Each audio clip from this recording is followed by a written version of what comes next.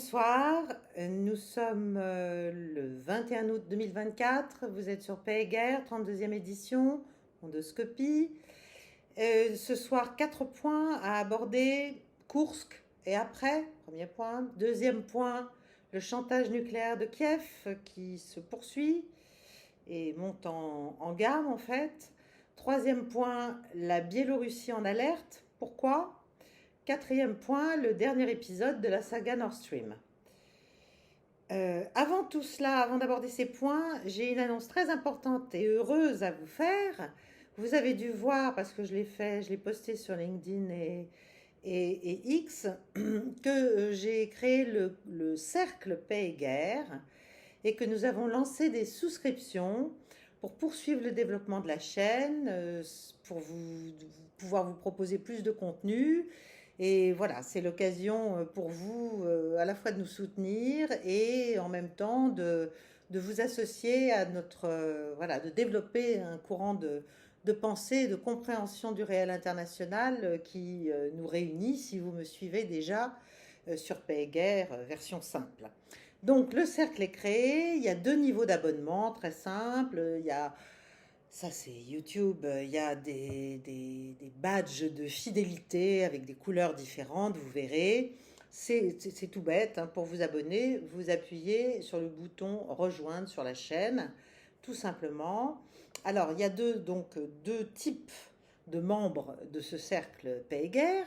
Il y a les amis de Paix et Guerre qui auront donc comme accès, si vous voulez, un accès au chat en direct, une priorité pour les réponses aux commentaires qu'ils peuvent faire et des sondages réservés. Et puis il y a un deuxième niveau un peu plus élevé et qui propose d'autres choses, qui s'appelle les fans. Donc il y a tous les avantages bien sûr des amis, mais quand vous êtes fan, vous avez aussi 3 choses en plus. Un accès à un nouveau contenu qui s'appelle les clés du monde, c'est-à-dire c'est des vidéos au moins hebdomadaires, mais il y en aura probablement plusieurs par semaine au bout d'un moment, que je vais faire pour approfondir un point que j'ai pas pu trop traiter ou trop profondément traiter pendant mon endoscopie, ou pour aborder une question thématique ou une question géographique ou un point d'actualité très urgente. Donc voilà. Et puis, donc ça, c'est les clés du monde, les vidéos hebdomadaires auxquelles vous aurez un accès exclusif si vous êtes fan de Paix et Guerre, du cercle Paix et Guerre. Deuxièmement, vous aurez accès à un grand direct mensuel où on pourra justement échanger, où je récapitulerai l'actualité du mois écoulé et les points d'attention à mon avis, et puis on pourra échanger sur le fond, ou sur des détails, ou sur des questions que vous souhaitez me poser à ce moment-là. Ça, ce sera une fois par mois. Et enfin, il y aura des entretiens particuliers avec des personnalités un peu hors normes, a priori, françaises ou étrangères. Voilà. Donc ça, c'est pour les fans. Et les amis ont donc les avantages que j'ai cités auparavant. Alors j'espère que vous allez être évidemment nombreux à rejoindre ce cercle parce que je vais produire du coup des nouveaux contenus pour vous spécifiquement. Bien sûr, Paix et Guerre continue dans sa version gratuite avec les mondoscopies hebdomadaires et avec une émission d'entretien qui va commencer, je pense, fin septembre, début octobre et qui s'appellera Géopolitiquement Incorrect. Je vous annoncerai bientôt mon premier invité. Et puis, pour terminer avec 2 autres annonces, il va y avoir un prochain direct que j'avais annoncé déjà avant de créer le cercle. Donc, ce sera un direct ouvert à tous, mais bien sûr, les membres qui seront déjà membres à ce jour, donc ce sera le 1er septembre prochain à partir de 18h30 et jusqu'à 20h. Les membres, eux, auront cet accès pour le chat en direct, une priorité sur les questions, etc. Et enfin, je voulais vous dire, et après on en finit avec les annonces et on passe au fond, euh, nous mettons désormais les émissions, en tout cas Mondoscopie, en podcast sur Spotify, en ligne à peu près 15 jours après le jour où elles apparaissent sur YouTube, si vous voulez. Voilà, après la publication sur la chaîne, ça passe en podcast environ 15 jours après. Voilà pour les annonces, donc rejoignez-nous. Voilà, je ne peux pas vous demander mieux. C'est une manière de se battre aussi pour nos idées et pour un état d'esprit qui, je crois, nous réunit. Voilà. Alors, premier point ce soir, la bataille pour la frontière de Koursk. Que voulait exactement l'Ukraine? Bon, et que veut d'ailleurs exactement l'Ukraine? Quelles sont les perspectives? Quelle est la situation actuelle, évidemment?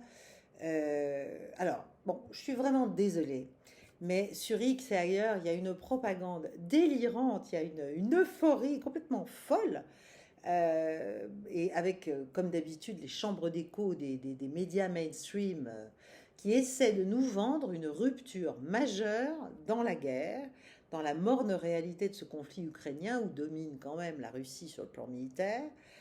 Alors, je suis navrée, mais pour tous ces gens, pour tous ces experts, pour tous ces observateurs avisés, n'est-ce pas, qui envahissent les plateaux des grands médias, mais ils vivent tous au pays des rêves bleus de oui, oui, et y compris ceux qui m'insultent et sont désagréables sur X, notamment. Ils continuent d'entretenir, ils ont une lourde responsabilité, ils continuent d'entretenir la population européenne et vous tous dans un mensonge criminel, pour elle, comme évidemment pour l'Ukraine et son peuple, parce que les faits sont têtus. Je suis désolée. Donc, évidemment, la Russie a tenu bon. Il y a eu une percée ukrainienne, incontestable, qui est un succès au plan tactique. Bien sûr, c'était inattendu. Je ne pense pas que les Russes l'aient fait exprès. Non, je ne pense pas. Je pense plutôt que l'Ukraine, qui parlait beaucoup de pourparlers, etc., a peut-être fait une Maskirovka version ukrainienne. Mais en tout cas, la stratégie du commandement russe, elle est claire, elle est évidente, c'est d'empêcher désormais l'ennemi de pénétrer plus à l'intérieur du pays et d'élargir son emprise, si vous voulez, considérablement, parce que pour l'instant, il n'y a pas grand-chose quand même. Voilà, c'est comme ça. Il y a quelques photos qui sont prises avec des soldats ukrainiens tout sourire, tout contents. Mais enfin, c'est une petite tête de pont et il faudrait l'élargir au sens, voilà, en largeur, si vous voulez, pour que ça ait du sens véritablement militairement et surtout le tenir. Donc ça, c'est un sujet qui, pour l'instant, est compliqué encore pour les forces ukrainiennes. Il faut, voilà, les Russes détruisent, ils détruisent des batteries d'HIMARS, ils détruisent tout ce qu'ils peuvent, des patriotes, ils détruisent beaucoup, beaucoup de véhicules blindés ukrainiens. Ils compliquent la logistique, là où les forces armées ukrainiennes, évidemment, tentent de se retrancher sur leurs quelques prises. Et tout ça, c'est en cours. Donc, et puis surtout, cette incursion à Koursk, enfin dans l'oblast de Koursk, n'a pas eu l'effet majeur militaire que les forces ukrainiennes souhaitaient, que le commandant en chef Syrski souhaitait, c'est-à-dire dégarnir les forces russes du Donbass, où les positions ukrainiennes sont vraiment désormais quasi désespérées. En tout cas, d'après tout ce qu'on peut voir, tout ce qu'on peut comprendre et tout ce qui ne vous est évidemment pas dit, mais enfin, il y a quand même des analystes sérieux qui le disent. Donc, il n'y a pas d'affaiblissement à grande échelle de l'offensive russe dans le Donbass. Au contraire, cet axe central, si vous voulez, du groupe de forces centre de l'armée russe se poursuit et pas du tout à l'avantage des forces ukrainiennes. Donc, en plus, cette attaque donc vers Koursk n'a été rendue possible que par le retrait des troupes de la ligne de front orientale, donc de la ligne de l'Est, si vous voulez, du Donbass. Et puis, bon, l'approvisionnement en artillerie s'est raréfié. Les soldats, bien sûr, ont été encouragés par l'incursion en Russie, mais ils déclarent quand même, il y a beaucoup de soldats ukrainiens qui disent que cette incursion a nécessité des armes et des munitions dont eux ont déjà cruellement besoin et manquent cruellement. Il y a même un commandant qui était stationné sur un point chaud du front oriental qui a déclaré que sa brigade disposait de moins de 4 mortiers pour défendre sa position et qu'elle pouvait tirer que 10 obus par jour et par mortier. Donc je ne sais pas si vous vous rendez compte, mais c'est dérisoire. Donc l'Ukraine perd chaque jour un peu plus de terrain à l'est. Et entre-temps, son incursion à Koursk a atteint déjà son point culminant. Et maintenant, il faut lutter pour conserver le terrain qui est conquis, qui a été conquis. Et ça s'annonce difficile, voire extrêmement mortel. En plus, elle a fait venir pour tout ça non seulement des munitions, des armes, mais des actifs de grande valeur pour empêcher les réserves russes d'atteindre la zone. Mais tout ça, ça ne peut pas durer. En fait, si vous voulez, c'est bien cette incursion, c'est ce que j'ai dit déjà la semaine dernière. Mais il faut pouvoir tenir, donc il faut pouvoir avoir beaucoup de réserves. Donc que se passe-t-il pour l'instant? Les forces russes ont libéré ce qu'on appelle, qui est une zone qui s'appelle New York. Elles continuent d'avancer vers Toretsk, donc dans le Donbass, hein, et elles ont considérablement progressé dans la région de Pokrovsk, Selidovo.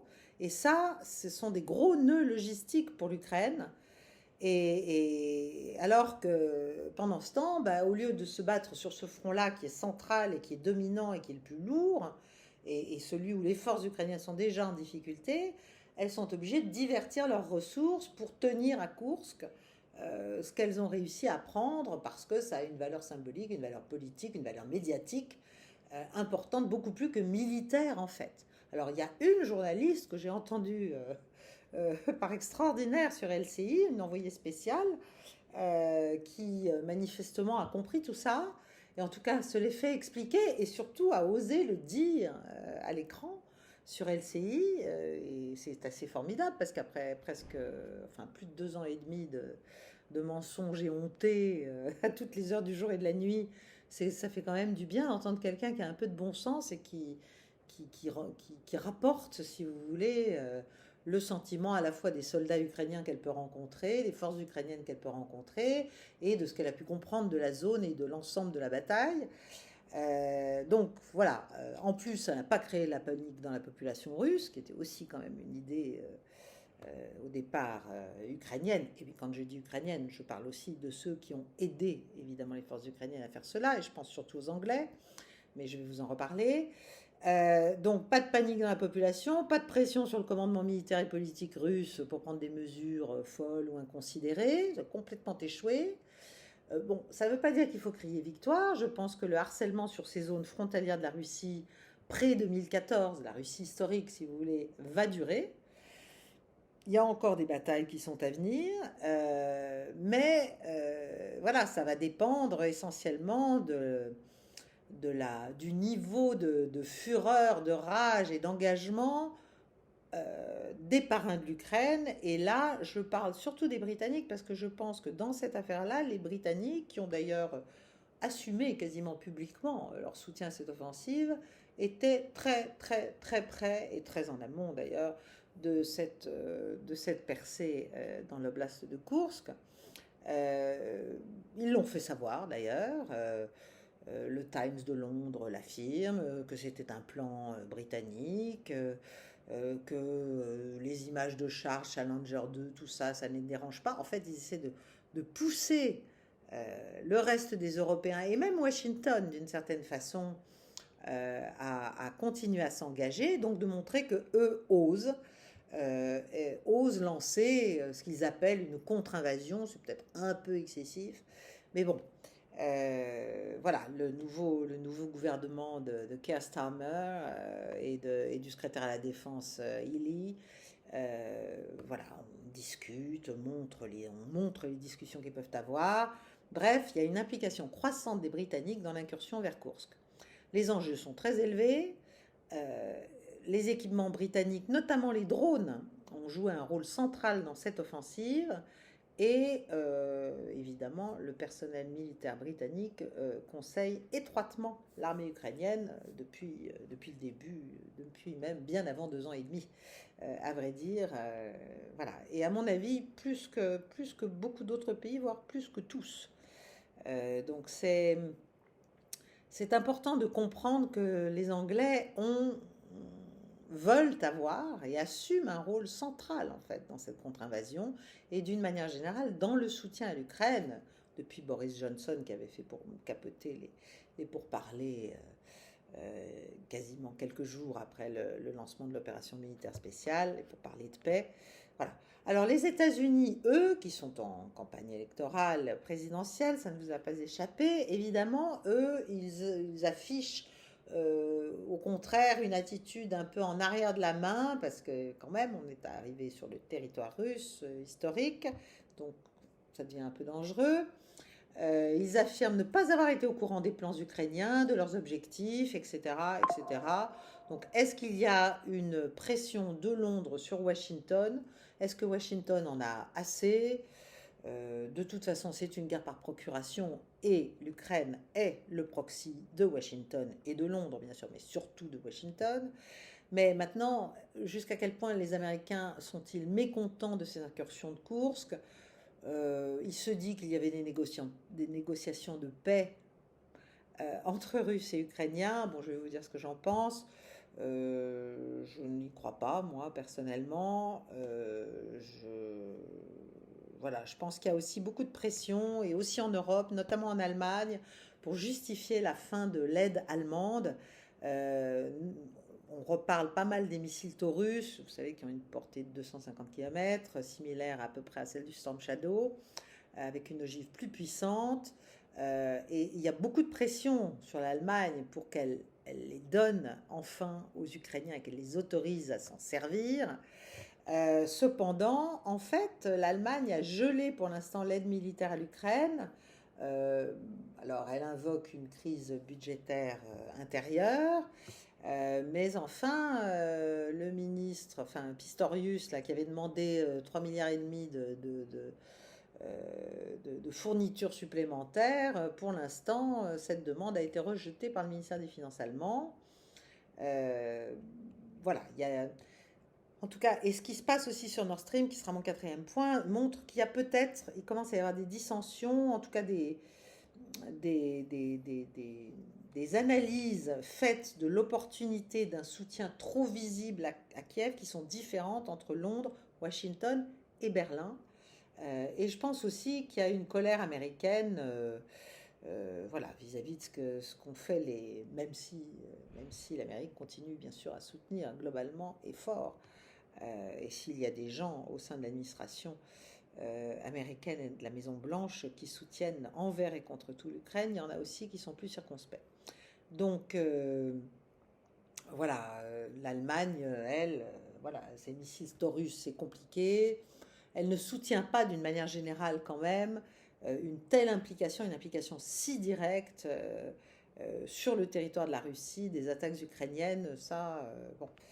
Donc peut-être que les Anglais, qui sont très très en avant de la main, ont promis à l'Ukraine qu'ils arriveraient à obtenir des alliés l'utilisation d'armes à plus longue portée contre la Russie, en échange finalement de cette attaque. Parce qu'il faut bien comprendre que vu la manière dont on s'est engagé dans le soutien à l'Ukraine depuis 2 ans et demi vis-à-vis de nos opinions publiques en Europe et aux États-Unis, il y a un moment où on a besoin de succès pour justifier tout cet argent. Et la poursuite des dons ou des prêts ou en tout cas d'un argent qui est quand même celui des contribuables à un moment donné, que l'on envoie en soutien à ce pays. Mais pourquoi donc à la fin et pour quel résultat? Donc ça, c'est vraiment une dynamique qui est très lourde pour les Ukrainiens et qui les pousse aussi à faire un certain nombre de choses parfois un peu désespérées ou un peu folles, et qui est très lourde aussi pour les donneurs d'ordre à l'Ukraine, bien sûr, et qui sont nos gouvernements, tout simplement. Je ne parle pas que de la France, mais bien sûr les gouvernements occidentaux. Donc, voilà. Ce qui est clair, c'est que la Grande-Bretagne, elle veut prolonger la guerre. Elle a probablement suggéré à l'Ukraine d'envahir la Russie, et elle l'a aidé à le faire. Bon, même si elle savait que finalement ça ruinerait, et surtout parce que ça allait ruiner peut-être un moment, alors est-ce que c'est de véritables pourparlers, mais en tout cas un certain nombre peut-être de discussions qui avaient lieu, en tout cas vous savez à propos du plan Zelensky dont je vous ai déjà parlé dans une précédente Mondoscopie. Il se passe des choses, il y a des choses quand même qui se discutaient entre Moscou et Kiev, à bas bruit et peut-être à bas niveau d'ailleurs, je n'en sais rien. Mais en tout cas, voilà, tout ça est maintenant interrompu. Vladimir Poutine, Lavrov, Zakharova, le Premier ministre, enfin, ils ont tous dit que maintenant, là, on était sur des attaques terroristes, donc il n'y avait plus de négociation, il n'était plus question de négocier quoi que ce soit. Voilà, on va, et je vais vous parler du Qatar, bien sûr. Alors, je dis que les Anglais sont très en avant de la main, mais ça ne veut pas dire que les Américains, parce qu'ils sont circonspects peut-être sur cette opération, ne sont pas eux aussi très très impliqués. On sait qu'ils gèrent un détachement officiel, enfin une espèce de division, si vous voulez, des opérations sensibles, des activités sensibles, qui fournit un soutien quand même militaire direct à l'Ukraine. Ce détachement n'avait jamais été révélé, mais en fait, voilà, maintenant ça sort.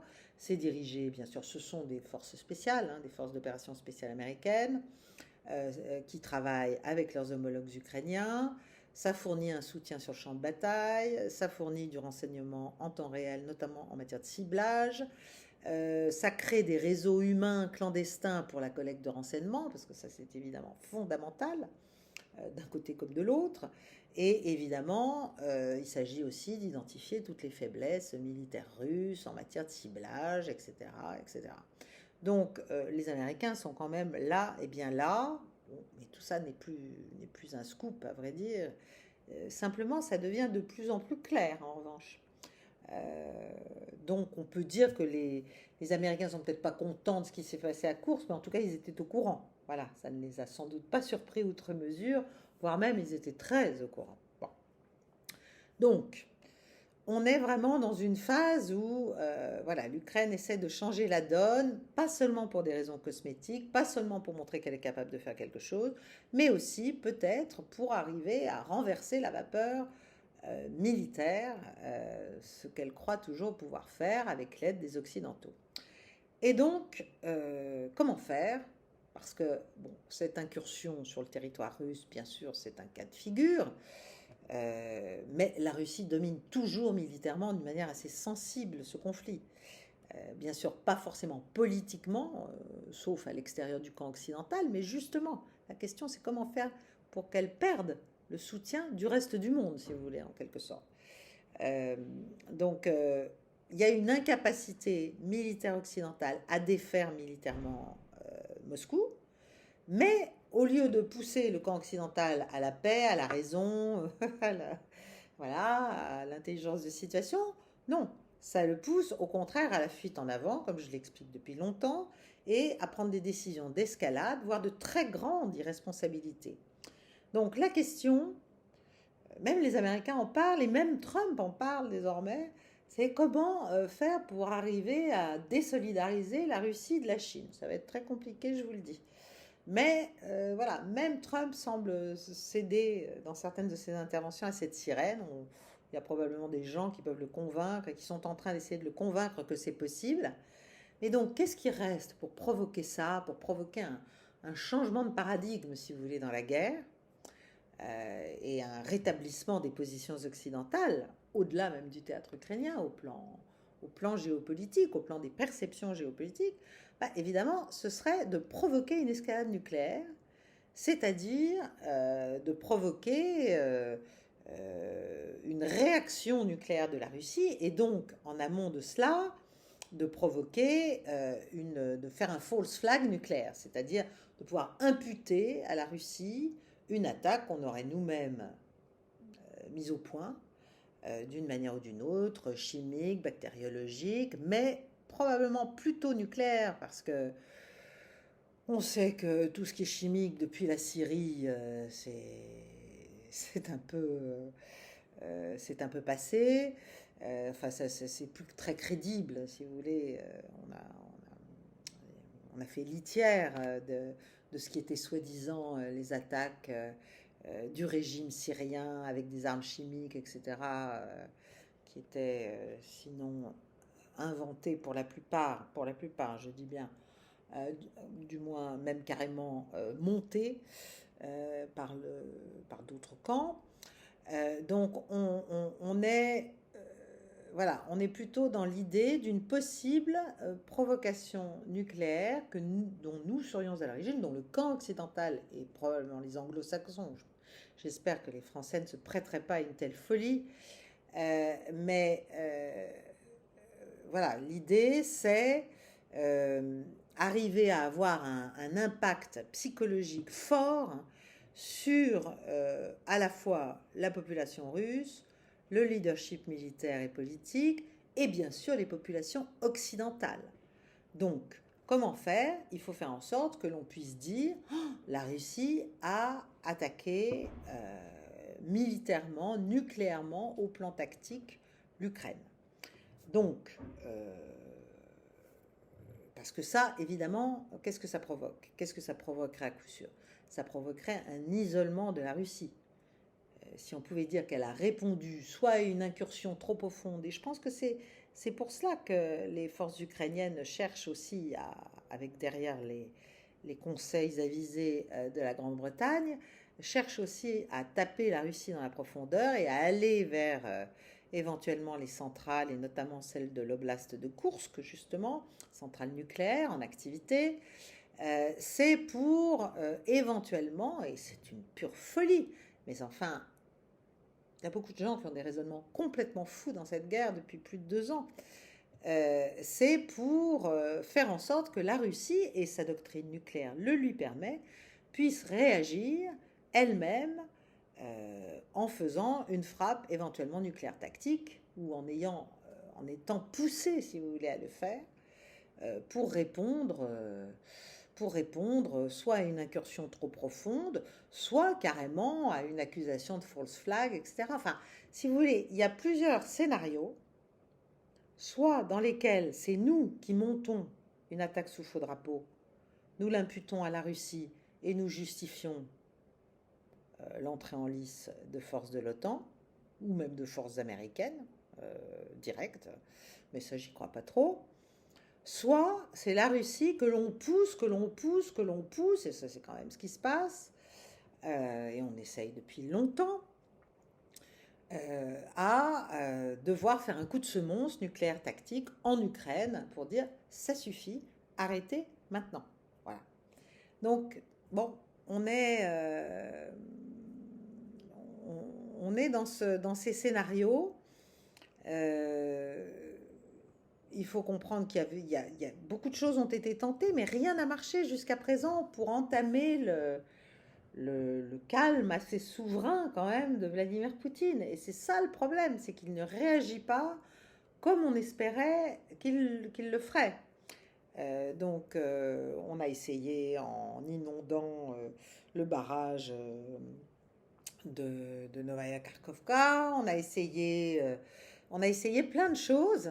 Et en fait, ça se retourne toujours contre les forces armées ukrainiennes, et ça les met dans une situation de plus en plus difficile, notamment sur le Dniepr, hein, puisqu'il y a cette idée qu'elle pourrait à un moment donné, si jamais les forces ukrainiennes continuent à faire tomber, parce qu'il y a toute une cascade de barrages, à faire tomber d'autres barrages, il se peut aussi que ça finisse par couper certaines forces ukrainiennes qui sont passées de l'autre côté, sur la rive gauche du Dniepr, à les isoler définitivement du reste des troupes ukrainiennes de l'autre côté du Dniepr. Donc on est vraiment dans une situation compliquée de fuite en avant. Et la provocation nucléaire ne doit pas être écartée, ne doit vraiment pas être écartée, même si ça paraît complètement fou. Bon, voilà, je pense que en fait, c'est plus probable, et un certain nombre d'experts le disent, c'est plus probable, que l'arme chimique qui n'est plus crédible, on voit pas très bien pourquoi la Russie se donnerait la peine de faire ça, ou les armes bactériologiques, parce que là, les armes bactériologiques, ça peut échapper au contrôle, y compris de leurs instigateurs. Donc en fait, l'arme nucléaire tactique, c'est-à-dire de petits kilotonnages, mais enfin des petits kilotonnages, ce qu'on appelle tactique aujourd'hui, c'est plusieurs fois, ça va jusqu'à plusieurs fois la puissance des bombes de Nagasaki et Hiroshima. Je l'avais expliqué il y a déjà assez longtemps dans l'une des premières émissions. Donc, est-ce que ça n'est pas ça qui gigote dans les têtes folles d'un certain nombre de docteurs folamour occidentaux qui conseillent l'Ukraine et peut-être même des Ukrainiens eux-mêmes tout simplement, qui se disent voilà, on a tout essayé, on est perdu en fait militairement, rien ne marche, donc il faut faire en sorte soit que la Russie réagisse, soit de faire une, de lui imputer une attaque qui va la couper, qui va l'isoler immédiatement d'un grand nombre d'alliés et qui fera que, et surtout même de population d'une manière générale, même d'ailleurs dans les cercles européens, vous en êtes les témoins. Il n'y a pas que des gens qui avalent la soupe de la propagande pro-ukrainienne, il y a aussi des gens qui réfléchissent, qui regardent la situation et qui se disent mais on prend des options, on prend des décisions extrêmement dangereuses. Donc, voilà, donc il y a un certain nombre d'analystes qui disent mais l'Ukraine pourrait très bien, avec les Américains, faire sauter une ou deux charges nucléaires, avec, je sais pas, 10 kilotonnes par exemple, dans des cités comme, ça peut être Kiev, hein, ça peut être Dniepropetrovsk, ça peut être Odessa, bien sûr, la capitale, le plus grand centre industriel du pays, et puis le grand port, hein, Odessa. Ce sont des cibles, si vous voulez, qui sont suffisamment importantes et symboliques et connues pour qu'on puisse accuser la Russie d'avoir fait quelque chose de terrifiant, de les avoir touchés, de les avoir tapés, et que ça puisse convaincre les peuples européens ou les masses européennes. C'est ça, ça ferait une impression extrêmement négative, bien sûr, sur le monde. Bon, voilà, trouver des explosifs, c'est pas compliqué du tout. On peut le faire par des bases de l'OTAN ou des bases américaines d'ailleurs, en Pologne, en Roumanie, enfin bon, il y a beaucoup de choses qui transitent par tous ces coins, donc c'est voilà. Et l'idée ultime derrière ce type de raisonnement, qu'il se produise à Kiev, à Washington, à Londres, à Paris ou ailleurs, bah, c'est qu'une fois que le false flag est donné, soit la Russie réagit, alors là, bon, on est parti, mais on aura toutes les raisons de pouvoir à notre tour faire quelque chose. Et à mon avis, on compte toujours sur le fait que Moscou n'osera pas employer l'arme nucléaire à son tour, même dans ce cas-là, parce qu'elle saurait que c'est l'escalade et que c'est la fin, en fait, que c'est la Troisième Guerre mondiale, mais nucléaire. Mais en revanche, on se dit que ça pourrait peut-être être une manière de faire en sorte que le Kremlin veuille faire la paix, ce qu'il ne veut pas pour l'instant, et qu'on l'incitera à faire la paix et que ça viendra de ses alliés, pas seulement de la pression de l'Ouest, de l'Ouest, oui, mais des puissances neutres ou des puissances alliées. Et ça,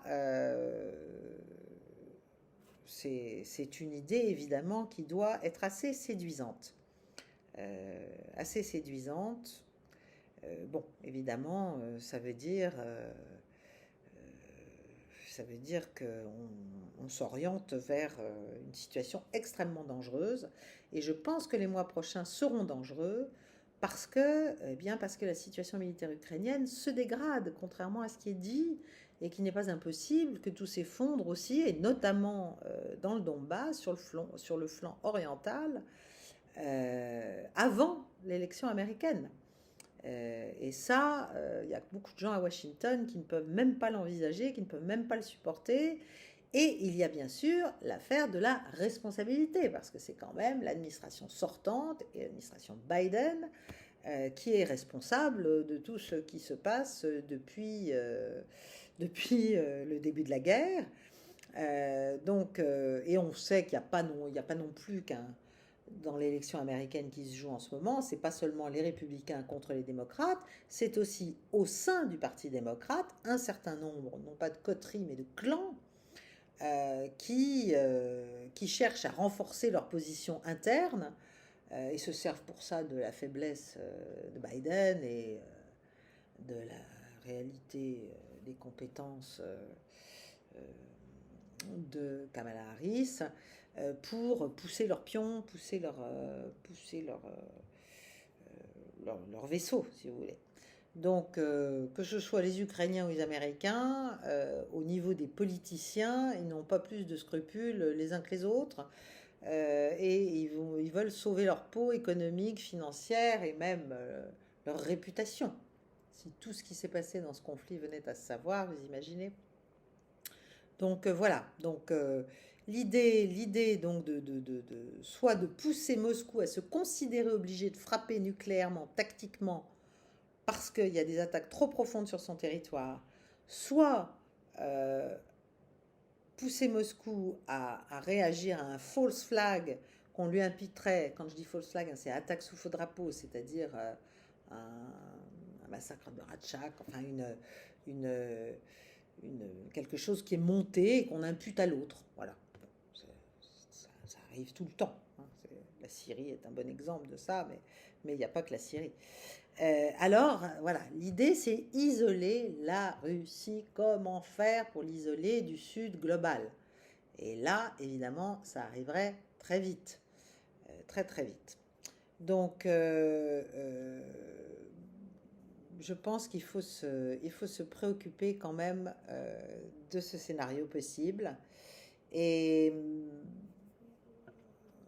il ne faut pas oublier que dans la doctrine nucléaire, il est bien dit que la Russie, si elle considère qu'elle a des attaques conventionnelles, même pas nucléaires, conventionnelles, à grande échelle, qui menacent son existence et celle de l'État, se réserve le droit d'une frappe, y compris en premier, nucléaire.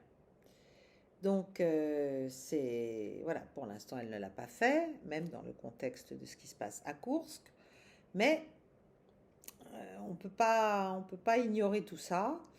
Alors,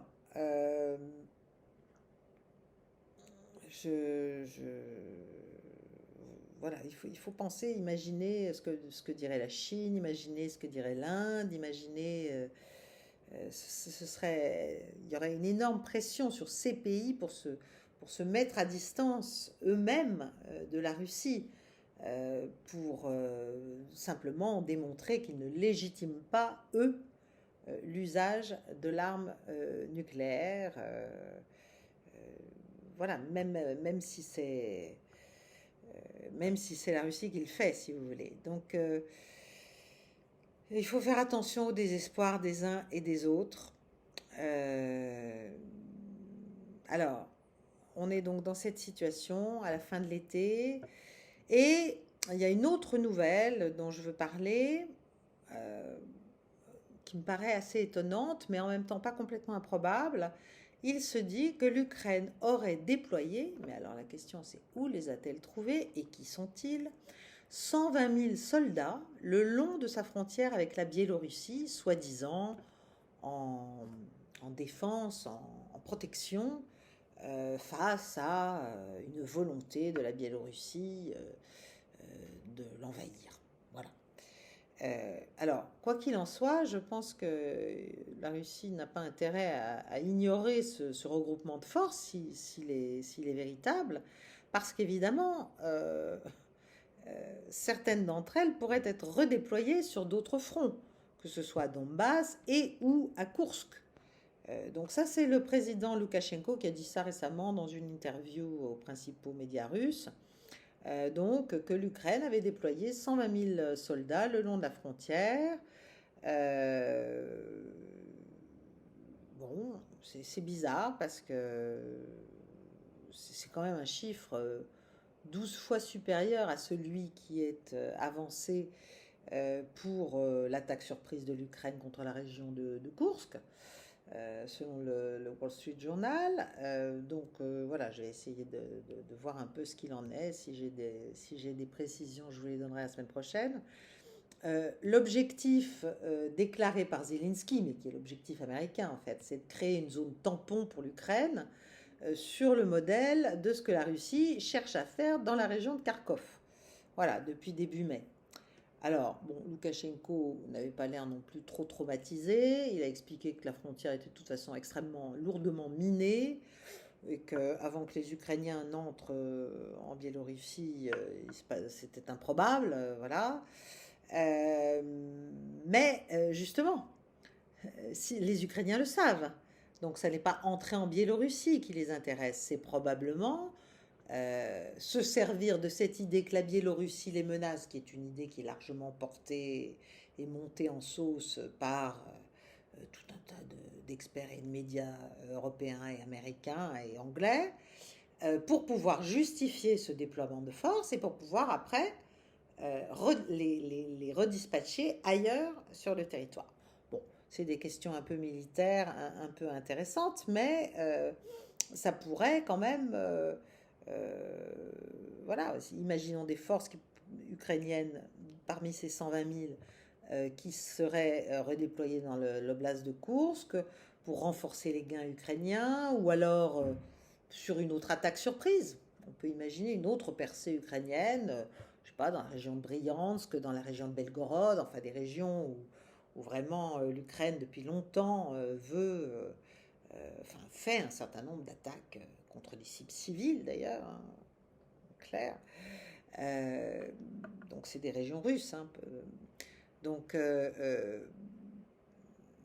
jusqu'à présent, voilà, ces troupes n'étaient pas mises au service de ce type d'incursion dans d'autres parties du territoire russe. Pourquoi? Parce qu'on avait soi-disant peur d'une invasion russo-biélorusse depuis la région de Gomel notamment, bon, mais qui a priori ne se fait pas. Donc je pense qu'il faut faire attention aussi à ça, parce qu'il peut y avoir aussi non seulement le redéploiement d'une partie de ces troupes, mais il peut aussi y avoir bien sûr une attaque avec ces troupes de la Biélorussie par l'Ukraine. Donc on verra, voilà, c'est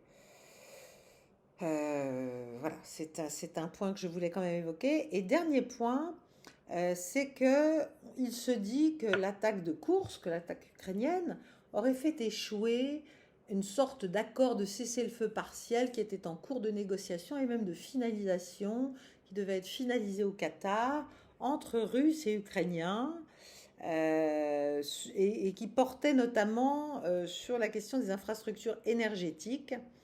Voilà, c'était une sorte de halte au feu, d'un côté comme de l'autre, dans le domaine de l'énergie. Alors moi, je dois vous dire que quand j'ai vu ça, j'ai eu un peu de mal à le croire, et j'ai toujours un peu de mal à le croire. Bon, ce qu'on sait, c'est que depuis 6 mois au moins, il y a des attaques ukrainiennes sur les infrastructures russes. Bon, ça c'est vrai. Notamment les raffineries de pétrole. Mais surtout, ce sont les forces russes qui ont très gravement endommagé le réseau électrique ukrainien. J'en ai déjà parlé d'ailleurs en disant que l'hiver qui arrivait risquait d'être critique pour les Ukrainiens. Donc presque toutes les installations conventionnelles de production d'électricité en Ukraine ont été endommagées. Donc la moitié de la capacité de production d'électricité en Ukraine a été mise hors service. Il y a des centrales électriques voilà, qui sont en plus souvent utilisées pour chauffer de très grands ensembles, etc. Bon, pour l'instant, tout ça ne marche plus à au moins 50%. Donc ça veut dire que l'hiver, qui comme vous le savez là-bas est rigoureux et dur, sans électricité, sans chauffage, ça risque d'être extrêmement difficile. Donc, ce qui est dit, c'est que les deux parties avaient intérêt à ce qu'il y ait un arrêt des campagnes d'attaque contre les infrastructures de l'autre partie, qu'il y avait des délégations qui devaient être envoyées à Doha pour négocier un accord, etc., etc., etc., pour donc se donner un répit mutuel. Moi, je dois dire que je n'y crois pas. Je me demande bien pourquoi Moscou accepterait ça et en échange de quoi. Parce que c'est une manière de faire croire, comme d'habitude, et ça c'est toujours la stratégie ukrainienne et occidentale, que l'Ukraine va bien, que c'est la Russie qui est en mauvais état, que l'Ukraine a encore des forces, est en forme militairement, que Moscou aurait besoin d'un répit, qu'elle aurait souffert de frappes paralysantes, dit-on, sur ses infrastructures pétrolières et gazières, menées par des drones ukrainiens, et que donc elle était prête à cesser de frapper le réseau électrique ukrainien en échange d'un arrêt de ses frappes. Moi, je n'y crois vraiment pas. Je ne pense pas que la Russie, bien sûr, elle a subi des frappes douloureuses, des frappes nuisibles, enfin, qui n'ont vraiment rien à voir avec ce qu'elle a fait subir au réseau énergétique national ukrainien, qui est dans un état subclaquant, si vous voulez. Donc, y a plus. Tout ce qui est énergie non nucléaire en Ukraine ne marche quasiment plus. Et ça, c'est les missiles russes qui l'ont fait. Donc, y a déjà eu, même en plein été, il y a eu des pannes de courant, là, pendant les pics de chaleur cet été. Donc, le système d'importation, en plus de l'Ukraine, est extrêmement vulnérable aux nouvelles campagnes de bombardement russes. Donc, pourquoi est-ce que la Russie voudrait arrêter cela maintenant, une fois de plus, alors qu'elle est en position de force, pour sauver quelques dépôts de pétrole, de drones ukrainiens? Je ne sais pas, ça me paraît pas équilibré, si vous voulez. Donc, mais c'est le vieux scénario américain dit du gel du conflit. Et évidemment, à partir du moment où l'Ukraine perd la guerre, il vaut mieux geler à un moment donné. Mais je pense que, enfin, moi, j'y crois pas trop. Je crois que, voilà, l'idée, c'est plutôt que, enfin, il s'agit de montrer que l'Ukraine est un peu à égalité, si vous voulez, et peut tenir la dragée haute à la Russie et éventuellement la conduire à un cessez-le-feu, même partiel, à propos des questions énergétiques. Euh, Moi, je n'y crois pas. Je crois que tout ça, c'est de l'infowar. Enfin, c'est de la guerre de l'information. C'est des opérations psychologiques. Et que cette histoire pour parler du Qatar, il y avait paraît-il, des discussions, mais qui étaient en lien avec qui sont en lien avec le soi-disant plan de paix Zelensky. Je pense que là maintenant tout ça est vraiment en panne après ce que l'Ukraine vient de faire. Et de ce point de vue-là, l'Angleterre a bien réussi encore une fois à empêcher euh, peut-être une forme de, non pas d'accord de paix, mais en tout cas de reprise peut-être de dialogue ou de discussion qui aurait pu être envisagée même à Moscou, puisque le président Poutine, lui, de son côté, depuis juin, a fait des propositions de paix assez directes, assez nettes. Et donc, voilà, pour l'instant, en tout cas, tout est en panne. Alors, je pense que la meilleure citation d'un responsable russe, Lavrov, il a dit que les pourparlers du Qatar, c'était une rumeur, mais celle qui a très bien parlé, comme d'habitude, c'est Maria Zakharova, qui a enfoncé le clou et qui a dit, mais de toute façon, personne n'a rien cassé, là, en faisant ce qu'ils ont fait à Koursk, parce qu'il n'y avait rien à casser, en fait. Il n'y a eu aucune négociation directe ou indirecte entre la Russie et le régime de Kiev sur la sécurité des infrastructures critiques civiles. Voilà. Donc, c'est toujours le même truc de l'Ukraine. Elle cherche à dépeindre la Russie comme désespérée, comme vulnérable. Comme ça redonne un peu de... Ça regonfle le blason ukrainien, si vous voulez. Ça redore le blason ukrainien. Ça donne l'impression que, voilà, que Poutine a besoin de négocier. Mais enfin, en fait, c'est plutôt une manière de gérer les relations publiques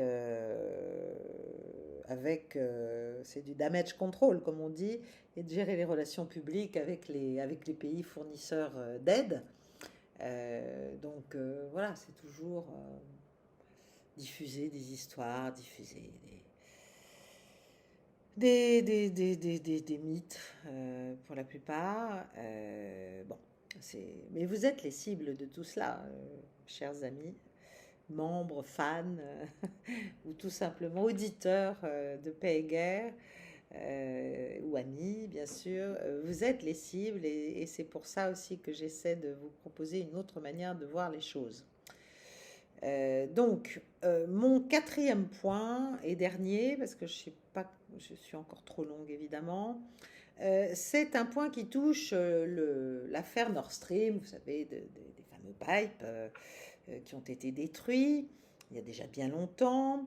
Et là, récemment, le Premier ministre polonais, Donald Tusk, extrêmement proche des États-Unis et de l'Allemagne, euh, a tweeté à propos de cette attaque. Vous savez, il y a de nouveaux scénarios. Il y a un scénario qui a été développé disant qu'en fait, c'était une idée ukrainienne.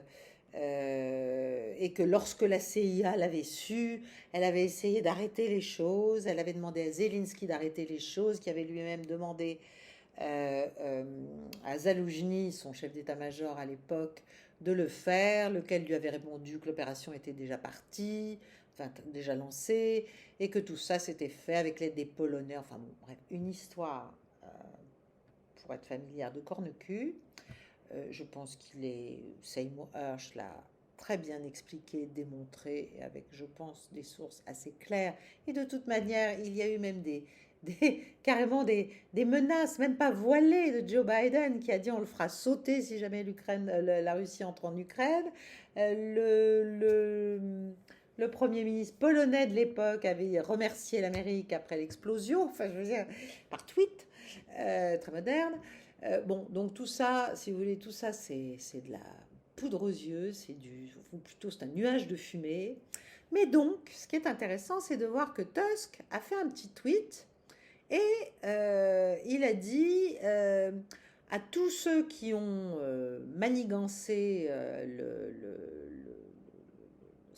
sabotage de Nord Stream 1 et 2, je demande je vous demande de vous taire et de vous excuser. Et donc, en fait, c'est une manière pour Tusk de taper l'opposition polonaise. Et c'est ça qu'il faut comprendre. Parce que lui, bien sûr, et de plus en plus, la Pologne travaille avec l'Allemagne, notamment contre la France, mais en tout cas avec l'Allemagne, pour les États-Unis, dans tous les domaines. Mais avant que Tusk ne revienne au pouvoir, la coalition précédente avait une vision un peu plus circonspecte. Je parle pas de... je parle des Polonais là. Hein. Et donc était moins encline à accepter cette alliance germano-polonaise. Et en plus, on sait très bien que quel que soit le camp politique, les Polonais n'ont jamais été évidemment d'accord avec l'alliance germano-russe en matière énergétique. C'est-à-dire qu'ils ne voulaient pas Nord Stream 1 et 2. Bon. Donc, ils ont probablement été impliqués. Mais on sait bien que cette attaque, qui a été longuement préméditée, longuement mise en place, etc., ne s'est pas faite avec 5 Ukrainiens qui ont loué un petit bateau, ou même un grand bateau, enfin un petit en l'espèce, quelques 15 mètres, pour monter une opération de cette ampleur.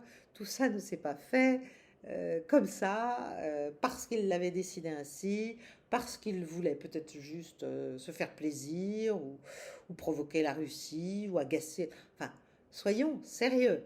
Donc, et Poutine d'ailleurs continue à dire, il est clair et on sait que c'est l'Amérique qui est derrière tout ça, et que c'est pas du tout ni les Polonais, ni même les Allemands. En plus, n'oublions pas que c'est un pipeline allemand, hein, enfin financé en partie avec de l'argent aussi allemand. Donc pour l'Allemagne, c'est un désastre ce qui s'est passé. Donc on voit bien que cette affaire, ça ne ressort pas maintenant pour rien, et c'est ça qu'il faut retenir. Ça ressort parce que c'est la campagne politique américaine et qu'il faut absolument désimpliquer, enfin pouvoir enlever toute responsabilité, si vous voulez, disculper, que ce soit l'administration Biden, et même que ce soit le malheureux Zelensky, qui a probablement prêté la main d'une manière ou d'une autre à l'affaire, mais voilà, il s'agit de les mettre hors de cause, parce que quand même, c'est une attaque directe contre un membre de l'OTAN.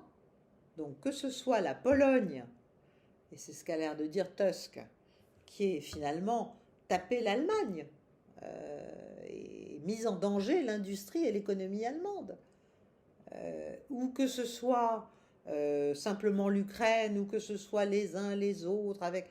Vous savez, c'est toujours la même chose quand on veut faire un écran de fumée dans une affaire sombre comme ça. On invente plein de scénarios, puis on les agite, on les poursuit, on crée, en fait, c'est comme un roman, on crée des hypothèses et on file gentiment, on brode pour que ça devienne plausible, et voilà, et après il y a des démentis de certains aspects. Enfin, c'est tout un travail, c'est d'ailleurs très amusant à faire, mais tout ça, à la fin, c'est pour qu'on ne parle plus du fait que l'Amérique, finalement,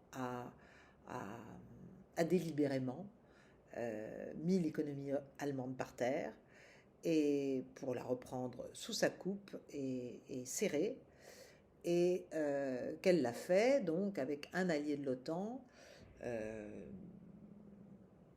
pour juste couper ce lien entre l'Allemagne et la Russie, et entre l'Europe et la Russie, bien sûr. Voilà. Donc c'est assez grave, mais c'est d'une importance conjoncturelle surtout, et politique, et c'est très lié bien sûr à la campagne actuelle. Et le brave Tusk, qui donc essaie de rejeter la responsabilité éventuelle sur ses prédécesseurs politiques, bon, le fait évidemment probablement sur ordre, il le fait sur ordre de l'État profond américano-allemand, enfin bref, qui est celui qui dirige quand même un peu, et qui sont ravis de l'avoir remis au pouvoir, mais voilà, si on veut qu'il reste au pouvoir, il faut pouvoir noircir ses opposants politiques, et pourquoi pas en faisant semblant de croire à leur possible implication dans l'attaque contre Nord Stream. Voilà. Donc c'est parce que évidemment, si jamais les prédécesseurs de Donald Tusk ont mis la main à l'attaque sur Nord Stream, ça veut dire qu'ils ont attaqué, eux aussi, comme les Américains, un membre de l'OTAN. Voilà, un de leurs alliés, en fait. C'est quand même... bon. Voilà. Donc, ce qu'il faut comprendre, c'est ça, c'est qu'il s'agit de disculper l'Allemagne, il s'agit de disculper les États-Unis, il s'agit de disculper, bien sûr, l'Ukraine, et le pauvre Zaloujny, dont on a fait un ambassadeur à Londres, porte le chapeau probablement. Il a peut-être des rewards, des compensations pour cela, je n'en sais rien. Mais en tout cas, tout ça, finalement, ça nourrit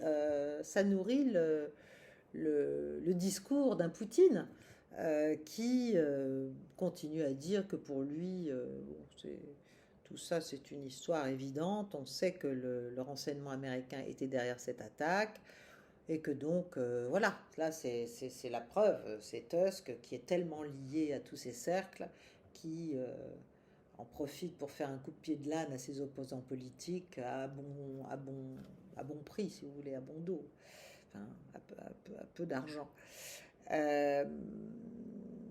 Donc c'est intéressant, de voir ça.